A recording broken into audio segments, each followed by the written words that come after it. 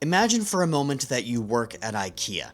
Only it isn't IKEA, it's an American knockoff called Orsk. Every day when you come into work, you notice that furniture has been destroyed and things have been moved around and something just seems off about the environment. You decide to go into work during the evening to investigate who is breaking into the store and vandalizing the place, only to realize that Orsk is haunted. That basically sums up one of the most fun books I have ever read in my life.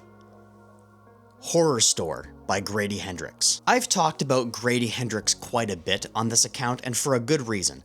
He's one of my favorite authors working today. Now, one thing to note is that he does almost exclusively write horror, except for 2 non-fiction books that he's written about horror books from the 70s and 60s and stuff like that. This was the first book that I ever read from Grady Hendrix, and I think it was a wise choice because it's also the first fiction book he ever wrote. And I wouldn't call this book particularly scary. It can be violent and there is some gross stuff, but really, it's one of the most fun books I have ever read. The characters are extremely relatable, especially for people who work in the service industry. These are retail workers that are being told by their boss that they have to go into work late at night to try and figure out who's breaking into the building before the regional manager arrives the next day to see all of the destroyed furniture and everyone gets fired. Which is when they come upon the disturbing revelation that Orsk